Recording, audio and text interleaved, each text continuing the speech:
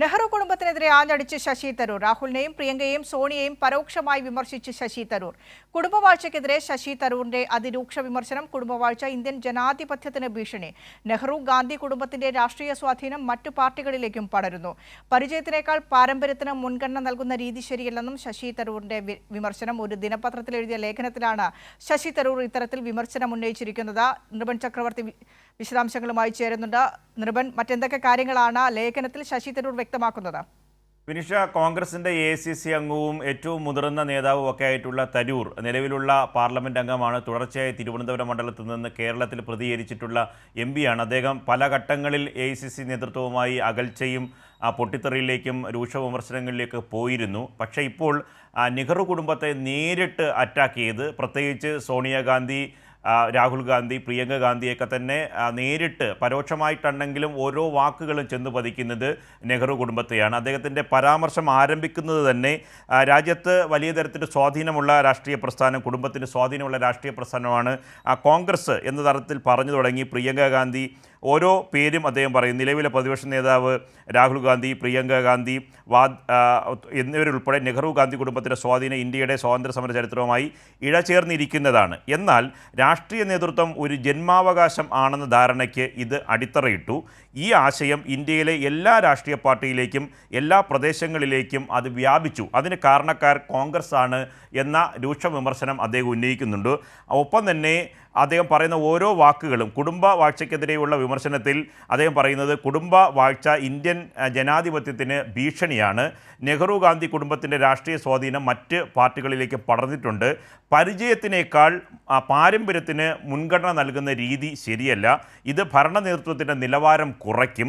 സ്ഥാനാർത്ഥിയുടെ യോഗ്യത കുടുംബ പേര് മാത്രമാവുകയാണ്. മണ്ഡലത്തിലെ ജനങ്ങളോട് ഇവർ ഫലപ്രദമായി ഇടപെടാറില്ല. ഇവരുടെ പ്രകടനം മോശമായാൽ ജനങ്ങളോട് കണക്ക് പറയേണ്ടതുമില്ല. ഈ കുടുംബാധിപത്യം പുലർത്തുന്നവർക്ക് കുടുംബ വാഴ്ചയ്ക്ക് പകരം കഴിവിനെ അംഗീകരിക്കുന്ന രീതി വരണം. ആഭ്യന്തരമായി പാർട്ടിക്കുള്ളിൽ തെരഞ്ഞെടുപ്പ് വേണം. യോഗ്യതയുടെ അടിസ്ഥാനത്തിൽ നേതാക്കളെ തെരഞ്ഞെടുക്കണം.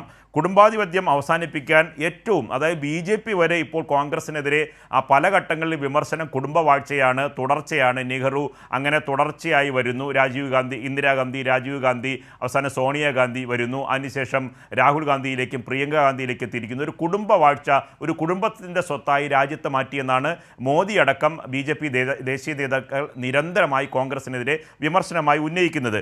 അതേ അഭിപ്രായം തരൂർ അതേ അഭിപ്രായത്തെ പൂർണ്ണമായി ന്യായീകരിക്കുന്നു മാത്രമല്ല BJPയും കടന്ന് ഒരു വാക്കുകൂടി അദ്ദേഹം ലേഖനത്തിൻ്റെ അവസാനം പറയുന്നുണ്ട്. കുടുംബാധിപത്യം അവസാനിപ്പിക്കാൻ നിയമപരമായ പരിഷ്കരണം വേണം. അതായത് BJPക്ക് ഒരു വടി കൂടി തരൂർ എന്ന AICCയുടെ വർക്കിംഗ് കമ്മിറ്റി അംഗം പറയുകയാണ്, നിങ്ങൾക്ക് നിയമപരമായ നടപടി വേണം. അത്തരം ആലോചനയിലേക്ക് വേണമെങ്കിൽ BJP പോകാം. അത്തരം സൂചന കൂടി അദ്ദേഹം നൽകുന്നുണ്ട്. കോൺഗ്രസിൽ കുടുംബവാഴ്ച എന്ന BJPയുടെ രൂക്ഷമായ വിമർശനത്തെ AICCയുടെ വർക്കിംഗ് കമ്മിറ്റി അംഗം തന്നെ പറയുന്നു. മാത്രമല്ല ഇതിൽ കോൺഗ്രസിൻ്റെ സ്വാധീനത്തിൽപ്പെട്ട് പല പ്രാദേശിക പാർട്ടികളിലും ഓരോ സംസ്ഥാനങ്ങളിലുള്ള പ്രാദേശിക പാർട്ടികൾ സ്വാധീനമുള്ള സ്ഥലങ്ങളിലെല്ലാം സ്ഥലങ്ങളിൽ നേതാക്കളോട് മക്കൾ രാഷ്ട്രീയ പ്രവർത്തന രംഗത്തേക്ക് വരുന്ന കാര്യം ഇതേ ലേഖനത്തിൽ, മംഗളം ദിനപത്രത്തിലെ ലേഖനത്തിൽ അദ്ദേഹം സൂചിപ്പിക്കുന്നുണ്ട്. അതേ ലേഖനത്തിൽ പ്രാദേശിക നേതാക്കളെ പേരുകളെല്ലാം പറയുമ്പോൾ ഒരിടത്ത് പോലും NDAയുടെ ഘടകകക്ഷികളെയോ BJP നേതൃത്വത്തിലുള്ള ഈ കുടുംബാധിപത്യത്തിൻ്റെ ഭാഗമായി വന്ന നേതാക്കളെയും അദ്ദേഹം ബോധപൂർവം ഈ മംഗളം ദിനപത്രത്തിലെ ലേഖനത്തിൽ നിന്ന് ഒഴിവാക്കിയിട്ടുണ്ട്.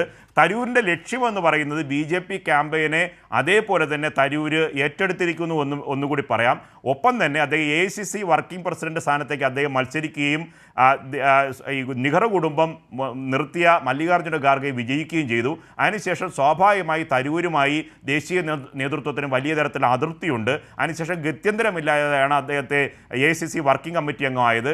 ഈ പറഞ്ഞ യുദ്ധവുമായി ബന്ധപ്പെട്ട കാര്യങ്ങളിൽ വിദേശ രാജ്യങ്ങളിൽ സന്ദർശിക്കുന്നതിന് തരൂരിൻ്റെ പ്രത്യേക സംഘത്തിൽ കേന്ദ്ര സർക്കാർ BJP തന്നെ ഉൾപ്പെടുത്തിയത്, നിരന്തരമായി മോദിയെ വികസന കാര്യങ്ങളിൽ തരൂർ പുകഴ്ത്തുന്നത്, ഇതിലൊക്കെ തന്നെ അദ്ദേഹത്തിൻ്റെ പോക്ക് എങ്ങോട്ടാണ് എന്ന കാര്യത്തിൽ സൂചന കോൺഗ്രസിൻ്റെ ദേശീയ നേതൃത്വത്തിനുണ്ടായിരുന്നു. അതുകൂടി സാധൂകരിക്കുന്ന അതിരൂക്ഷമായി ഇതിനപ്പുറം കോൺഗ്രസിൻ്റെ ഒരു AICC അംഗം പരോക്ഷമായിട്ടാണെങ്കിലും പേരുകൾ സൂചിപ്പിച്ച് പോലും കുടുംബവാഴ്ചയ്ക്കെതിരെ പറയുമ്പോൾ BJPയുടെ ക്യാമ്പയിനെ അതേപടി തരൂർ ഏറ്റെടുത്തിട്ടുണ്ട്. പക്ഷേ ഇക്കാര്യത്തിൽ ഇനി നയം വ്യക്തമാക്കേണ്ടത് കോൺഗ്രസിൻ്റെ ദേശീയ നേതൃത്വമാണ്. ഒപ്പം തന്നെ കേരളത്തിലെ പാർലമെൻറ്റ് അംഗം കൂടിയാണ് ശശി തരൂർ. ഇക്കാര്യത്തിൽ കേരളത്തിലെ KPCC നേതൃത്വവും ഇതേ നിലപാടുകാരാണോ എന്ന കാര്യം സ്വാഭാവികമായി വ്യക്തമാക്കേണ്ടി വരും. അത്തരം പ്രതികരണങ്ങൾ തുടർ ദിവസങ്ങളിൽ, തുടർന്ന മണിക്കൂറുകളിൽ ഉണ്ടാകാനുള്ള സാധ്യതയുമുണ്ട്. വിനിഷ.